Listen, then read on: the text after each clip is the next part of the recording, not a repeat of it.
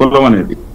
అదేవిధంగా కులం అనేది ఖచ్చితంగా ఎదుర్కోలేని, ఎవరు కూడా ఇతరులు వచ్చి ఎదుర్కోలేని బలగం అన్నమాట. అదే సందర్భంలో ఆపత్కాలాల్లో ఆదుకునేటటువంటి గోవర్ధన్ గిరి అలాంటి దాన్ని, కులాన్ని జగన్మోహన్ రెడ్డి గారు దూరం చేసుకున్నారు.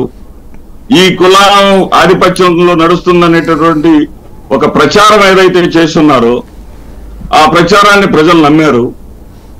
కొన్ని కులాలు ఏకమై జగన్మోహన్ రెడ్డి గారిని దెబ్బతీసినాయి.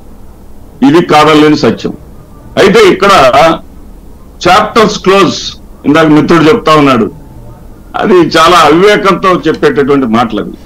ఎందుకంటున్నానంటే ఈ మాట 1989లో తమిళనాడు రాష్ట్రంలో 169 స్థానాలు ఒకసారి డిఎంకేకి వస్తే కేవలం జయలలితకు 30 స్థానాలు మాత్రం వచ్చినాయి. ఆ వెంటనే అదే డిఎంకే 7 స్థానాలకు పడిపోయి 225 స్థానాలు జయలలితకు వచ్చినాయి. 225 కేవలం 7 అంటే 7 విపక్షం లేదు అక్కడ. 229లో 7 స్థానాలంటే విపక్షం ఎక్కడుంది ఇంకా? మరి అది విపక్షం లేదని విర్రవీగితే ఆ నెక్స్ట్ ఏం జరిగిందంటే 1996 ఎన్నికల్లోకి వచ్చేసరికి 221 డిఎంకేకి, జయలలితకి 4. కాబట్టి ఒక చాప్టర్ క్లోజ్ అనే మాట రాజకీయాల్లో అవగాహన లేని మాట.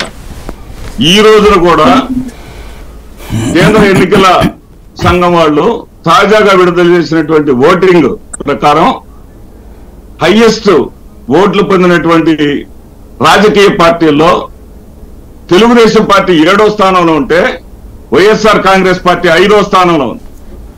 వైఎస్ఆర్ కాంగ్రెస్ పార్టీ 5వ స్థానంలో ఉంది. ఈ విషయం మర్చిపోవద్దు. 36.56% తోటి భారతీయ జనతా పార్టీ 21.96. సార్ మీరు మాట్లాడడం సేపు సైలెంట్ వినండి, సబ్జెక్ట్ వినండి. 21.96% తోటి కాంగ్రెస్ పార్టీ ప్రధాన ప్రతిపక్షంగా ఉంటే సమాజ్వాదీ పార్టీ కేవలం 4.58% ఓట్లతో 3వ స్థానం వస్తే తృణమూల్ కాంగ్రెస్ 4.37 తోటి 4వ స్థానంలోకి వస్తే వైఎస్ఆర్ కాంగ్రెస్ పార్టీ 2.06% తోటి, ఇది కేంద్ర ఎన్నికల కమిషన్ విడుదల చేసినటువంటి గణాంకాలు, మాదిరెడ్డి శ్రీనివాసరెడ్డి చెప్పేవి కాదు. 2.06 తోటి ఈ దేశంలో 5వ స్థానంలో ఓట్లు సాధించినటువంటి రాజకీయ పార్టీగా వైఎస్ఆర్ కాంగ్రెస్ పార్టీ ఉంది.